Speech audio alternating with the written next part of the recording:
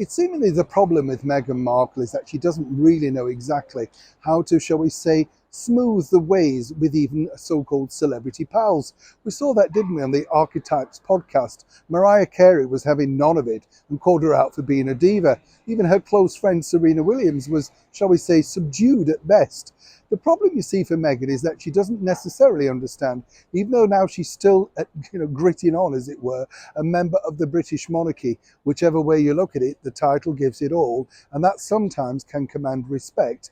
Well, the problem is, you see, some people have been associated with the monarchy for a long time, and her recent fallout with none other than the former Spice Girl, Victoria Beckham, is really now becoming very much laid bare. And as ever, let me explain. Hi, good morning. How are you? Nice to see you. Let's have a wave today. Yes, lovely to have your company. Thank you for waving back. I can see. Oh, come on, make an effort. Yeah, I'm making an effort. Come on. But what's interesting, by the way, let me tell you this. I didn't know this. I'd love to know if you're the same. Apparently over here in the United Kingdom, if we want a snack, the thing that we reach out to the most is none other than a bag of crisps. We call them crisps, maybe potato chips in your part of the world. Is that the snack you go to?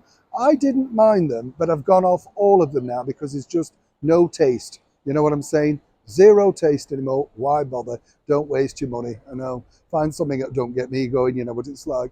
Back as ever to your breaking roll story of the day. This really all centres upon what's really coming out now is the battle between the Beckhams and the one-time close pals, the Sussexes. And really, I have no sympathy at all for Meghan on this particular count. As we know, she was trying to get free clothes to wear for certain events. Victoria Beckham modelled herself on a brand new British designer, doing incredibly well now. Taken quite a few years to get there, though, with humongous losses propped up by none other than her husband David.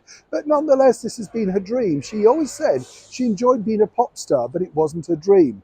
Now, as you can imagine, she's a kind lady. I have met her. She reached out to Meghan, and Meghan allegedly accepted. She offered all sorts of things, assistance with hair and makeup, particular contacts, that sort of stuff. A lot of it was snubbed, allegedly. What's interesting here, though, is, as Victoria was telling a very good source of mine, all it really would have taken for her would be to personally pick up the phone, ask herself. What we're told, of course, from this very good source is that Meghan really left it to the handbag carrier, Prince Harry. Now, when you think about it, it's very strange, isn't it, that Prince Harry has to ring up David Beckham to say, my wife would like this, this, and this. Could you send it over? He's got no idea, less interested. It should be between the two ladies. But the bottom line is, apparently Victoria said she was very slighted, even though she'd written to Meghan personally, never heard back, not even a response. Only when the clothes were required did she receive such word. And then, of course, on top of all of this, the battering of the alleged leaking of gossip and stories, which really set them on the edge. As you can imagine, whatever you think of the Beckhams, they've ridden the crest of the storm of the media backlash, so they fully know exactly how the media operates.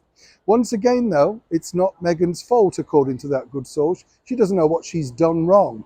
And so consequently, the ball's very much back, as we told you the other day, in the case of course, David and Harry. Now, while they may patch things up in the future, it remains to be seen, of course. But the bottom line is, when you think about it, once again, Meghan, through her own stupidity, has let go of a very good close contact and ally. And more importantly, one that is, in fact, very well liked over here in the United Kingdom, can take fun of herself, knows a bit about humour, and more importantly now, thanks to her husband doing very well in the United States, could have been a very good and positive ally.